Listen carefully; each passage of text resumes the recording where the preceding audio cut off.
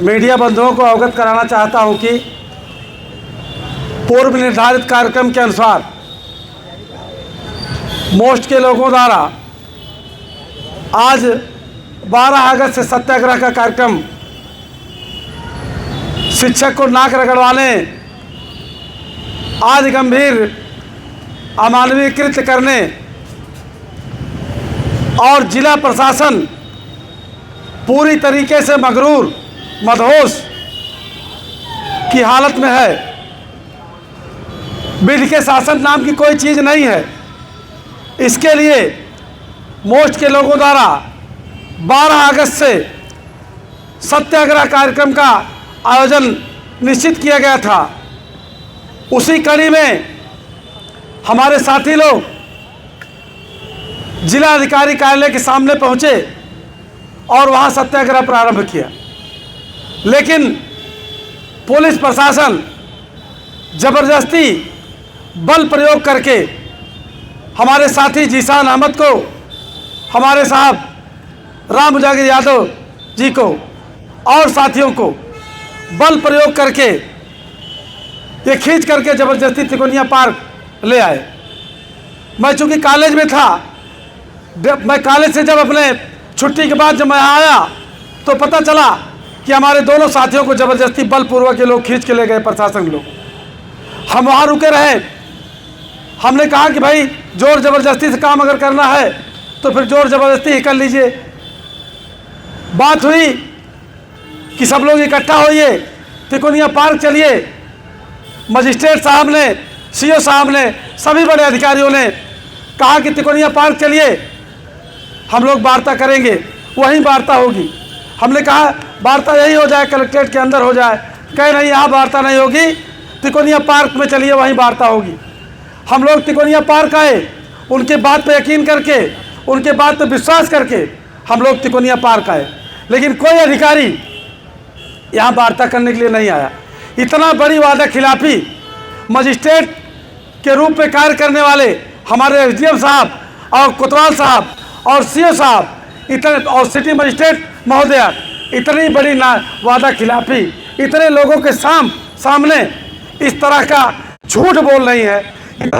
निंदनीय काम कर रहे हैं लोग, इतना घटिया काम कर रहे हैं। कहा तो यह जाता है कि मजिस्ट्रेट का आदेश जो है वो कानून होता है, लेकिन हम लोग यहाँ इंतज़ार कर रहे हैं और ये लोग कह करके वीडियो रिकॉर्डिंग है इस बात की, ये लोग कह रहे हैं वीडियो रिकॉर्डिंग में कि चलिए तिकोनिया पार्क में वहीं वार्ता होगी, वहीं आपकी समस्याओं का समाधान होगा। लेकिन समाधान के लिए हम लोग तिकोनिया पार्क आ गए। हम लोग कहे चलिए आप लोग, हम लोग आ रहे, लेकिन वो लोग तिकोनिया पार्क नहीं आए। इसका मतलब कि हमारे इस सत्याग्रह को भी ये लोग उपेक्षित करना चाहते हैं। लेकिन मैं बताना चाहता हूँ कि हम कमज़ोर भले हैं, लेकिन अगर आज कमज़ोर हम हैं तो हम ताकत अर्जित करेंगे, और आज नहीं तो कल हम बड़ी ताकत में आएंगे, बहुत बड़ी ताकत में आएंगे। पूरा दुनिया जानती है वीरांगना फूलन देवी के साथ जब अन्याय अत्याचार होता है तो ताकत अर्जित करती हैं। तो हम वीरांगना फूलन देवी को मानने वाले लोग हैं। हमको इस तरीके से हमको जलील न किया जाए, इस तरीके से हमको अपमानित न किया जाए, हमारे साथियों का इस तरह अपमान न किया जाए, वादा खिलाफी न की जाए। और मैं ये बात बहुत पक्की तरह जानता हूँ कि ऐसे प्रशासन के लोग ही व्यवस्था को बिगाड़ने का काम करते हैं। अगर कोई स्थिति खराब होती है, कहीं स्थिति भयावह होती है, तो इसी तरह के प्रशासनिक अधिकारियों द्वारा ही वादा खिलाफी करने के बाद होता है। हमारे साथी यहाँ तिकोनिया पार्क में हैं, जो असामाजिक तत्व हैं, उनका मनोबल बढ़ा हुआ है और प्रशासन का रवैया इस तरह देख करके उनका मनोबल और बढ़ सकता है। और हमारे साथी यहीं रहेंगे। सत्याग्रह भाई साहब राम उजागर यादव जी के नेतृत्व में, डॉक्टर कमालुद्दीन साहब और हमारे बाबू रंजन प्रसाद जी के 3 लोगों के नेतृत्व में ये सत्याग्रह अनवरत चलेगा जब तक हम लोगों की मांग जो मांगे हैं मान नहीं जाएंगी। लेकिन अगर कोई बात होती है, कोई घटना दुर्घटना होती है, हमारे साथियों के साथ कोई स्वास्थ्य संबंधी समस्या होती है, कोई सुरक्षा संबंधी समस्या होती है, मतलब हमारा कहने का कि हमारे साथी सत्याग्रह पर रहेंगे और सत्याग्रह प्रशासन के वादा खिलाफी हम तो कहेंगे। अब तक तो हम लोग जान रहे थे कि प्रशासन के पास जाएंगे, प्रशासन वार्ता करेगा, लेकिन प्रशासन वार्ता करने का वादा करने के बाद भी पर वार्ता करने के लिए नहीं आया। इससे जाहिर होता है कि हमको ये लोग लवारिस छोड़ना चाहते हैं, हमको ये लोग जो है इसी हालत में छोड़ना चाहते हैं।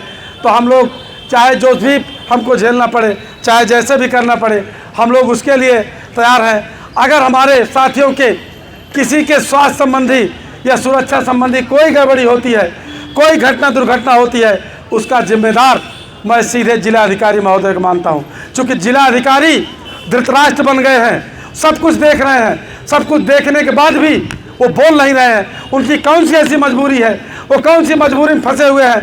जो ज़िले के मालिक हैं, ज़िले के सरकार हैं, ज़िले के सबसे बड़े अधिकारी हैं, और इतना बड़ा अन्याय हो रहा है ज़िले में।